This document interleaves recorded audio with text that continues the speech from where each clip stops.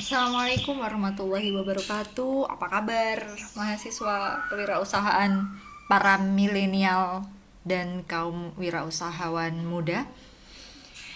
Alhamdulillah, malam hari ini Bu Intan bisa sharing ilmu ke kalian. Hari ini Bu Intan akan memberikan suatu pengantar kewirausahaan, mengemasnya supaya lebih mudah dengan bahasa yang insya Allah Bu Intan upayakan kalian bisa memahaminya bersama, lebih mudah kalian memahaminya. Sebagai pengantar, Bu Intan ambil satu judul yang cukup menarik menurut Bu Intan, yaitu yang muda yang berwirausaha. Jadi yang muda yang berwirausaha itu artinya adalah kalian para milenial, para kaum muda yang anti mager, yang selalu ingin berinovasi. Kenapa kalian tidak membuka suatu peluang yang kalian sukai dalam bidang wirausaha dan be entrepreneur? Why not? Kenapa tidak? Dicoba ya, dicoba dulu. Maka dari itu hari ini Bu Intan membuat satu materi kewirausahaan sebagai pengantar khusus untuk kalian. Ya ini Bu Intan akan membahas sedikit tentang mengapa kewirausahaan itu penting buat kalian.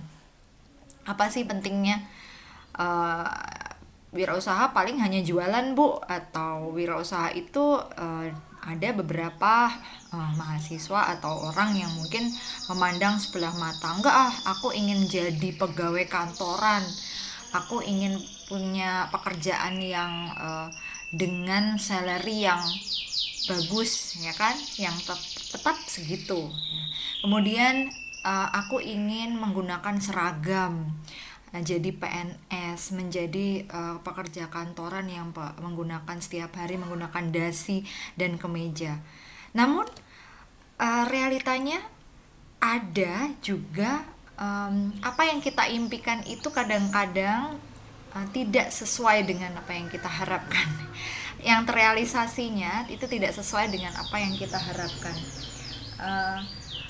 Contohnya gini, saat kalian dihadapkan pada kondisi kalian lulus sarjana, sama-sama lulus. Si A menginginkan bekerja di perusahaan yang ternama, jadi pegawai negeri, pegawai pemerintah yang punya seragam, ya kan? Namun pada kenyataannya ternyata dia belum diterima juga, atau mengalami kegagalan yang bertubi-tubi, ya kan? Berulang kali dia mendaftar di perusahaan itu tapi belum diterima juga. Pada akhirnya adalah kita harus mempersiapkan suatu planning, satu rencana ke depan yang gimana ya caranya ya supaya aku bisa kehidupanku bisa berjalan terus. Nggak bisa dong kita meminta orang tua kita terus, nggak bisa dong kita nggak mandiri kan namanya. Maka dari itu ada satu peluang yang harus kalian miliki sebagai plan B ya, rencana yang mungkin kesekian. Kalau kalau rencana-rencana kalian di awal itu pada gagal semua, ada rencana cadangan yang bisa kalian keluarkan, kartunya ya kan, kartunya bisa kalian keluarkan. Nah, dan peluang itu kalian sukai. Misalnya di bidang Bu, saya suka ngegame. Kenapa nggak milih satu wirausaha di bidang gamers atau youtuber atau sesuatu yang bisa menjual dan itu menguntungkan buat kalian dan kalian bisa berdiri di kaki kalian sendiri. Nah, mungkin kontrak kuliah Bu Intan kemarin sudah dibahas. Bu Intan tidak akan mengulangi lagi kontrak kuliah. Bu Intan akan melanjutkan ke materi selanjutnya. Intinya adalah dalam RPS atau rencana pembelajaran semester kemarin, minggu ini topik kita adalah kita membahas pengantar, ruang lingkup, dan apa itu kewirausahaan, seberapa penting dan so kita lanjutkan. Kalian lihat gambar ini, ada yang cewek-cewek ini pasti suka nih, ada tas, ada parfum, ada apa, barang-barang branded ya. Mungkin ada produk lokal ya, seperti di Tanggulangin tuh tas-tas lokal juga menjual. Nah, apa di pikiran kalian tentang ini? Adakah peluang usahanya? Ada peluang usaha. Adakah uangnya? Iyalah, ini bisa dijual gitu ya. Terus keinginan untuk membeli ada nggak?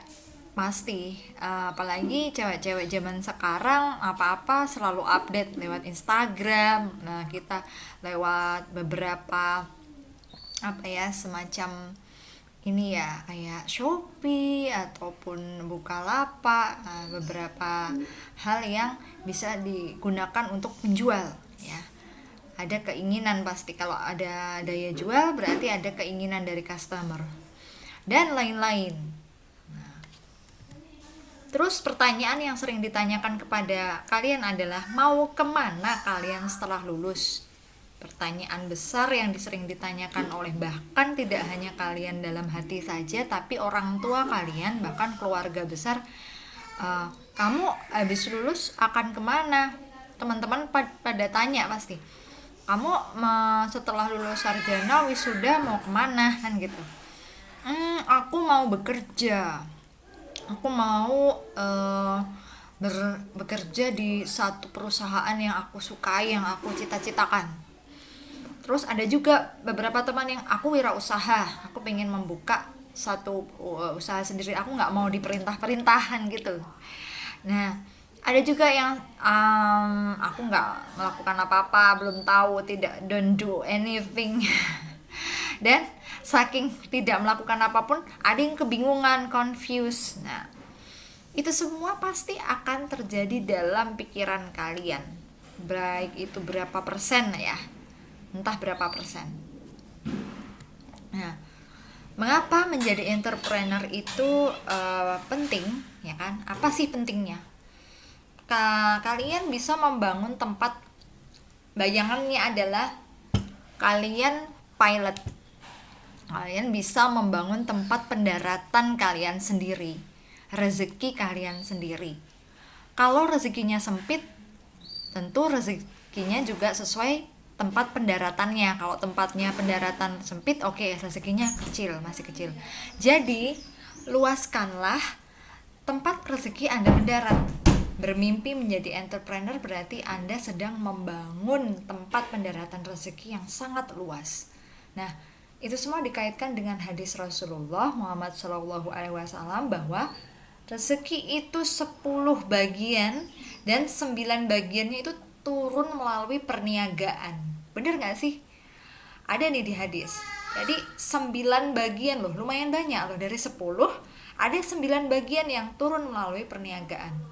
Dan 1 bagian dibagi melalui usaha yang lain. Wah, menarik juga ya. Namun faktanya saat kita sudah memplanning untuk bekerja di perusahaan atau pemerintahan ya, oke, katakanlah aku nggak mau jadi wirausaha, tapi fakta kondisi real di masyarakat, pengangguran itu meningkat dari tahun ke tahun. Jadi rendahnya angka pertumbuhan wirausahawan Indonesia dan pengangguran lulusan universitas itu masih sangat banyak. Bahkan gak hanya di Indonesia, Malaysia, Thailand, Singapura itu lebih dari 10% itu masih meningkat terus penganggurannya. Nah, sedangkan di Indonesia, tingkat kewirausahaan Indonesia itu masih hanya kecil banget, hanya 0, ya, bahkan ya 1,56%. Malaysia, Thailand, Singapura lebih dari 10%. Di Indonesia cuma 0,18% dari seluruh penduduk Indonesia. Miris juga nih. Namun tidak sebanding, jadi pengangguran yang ada semakin bertambah, tapi keinginan untuk wirausahawan tuh kecil sekali. Fakta yang kedua, usaha mikro kecil menengah atau UMKM Indonesia itu 94,93% dari total usaha bisnis Indonesia terhadap perekonomian. Pendapatan regional bruto Indonesia itu masih sangat kecil. Nah, menurut Halim Alamsyah, dia adalah Deputi Gubernur BI, Bank Indonesia. Negara-negara maju memiliki tingkat kewirausahaan